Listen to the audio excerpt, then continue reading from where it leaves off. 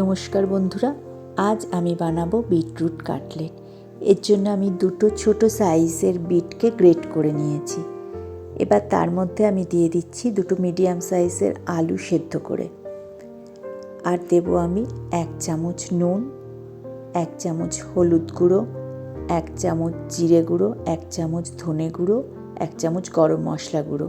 আর যে যেমন ঝাল খাবেন সেই স্বাদ অনুযায়ী লঙ্কা কুচি করা, আর দেব ধনে পাতা কুচি।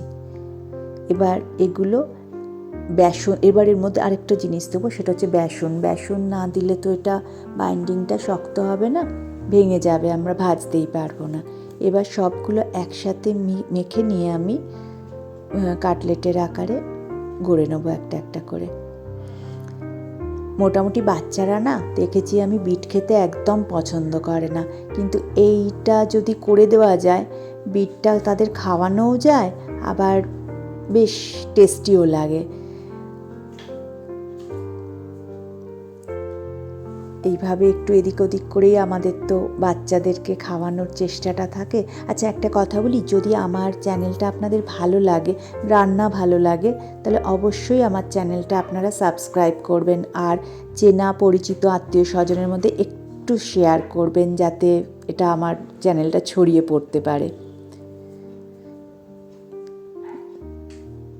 কাটলেটগুলো গড়া হয়ে গেল আমার।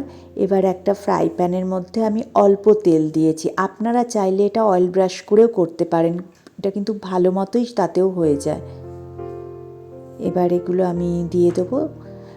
এটা লো ফ্লেমে করবেন, কিন্তু সমস্ত ভাজাটাই কিন্তু লো ফ্লেমে করাটাই ঠিকঠাক, যাতে ভেতরটাও ইকুয়ালি বাইরের সাথে সেদ্ধ হয়। এবার একটু উল্টে পাল্টে নেবেন।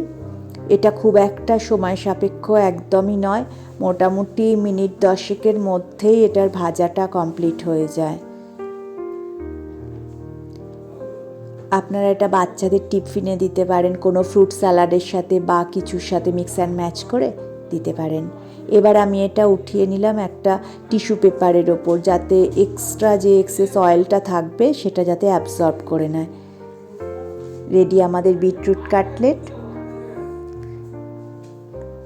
আজকে তাহলে এই পর্যন্ত, দেখা হবে আবার নেক্সট ভিডিওতে। নতুন কোনো রান্না নিয়ে আবার আসবো। ততদিন ভালো থাকবেন, সুস্থ থাকবেন।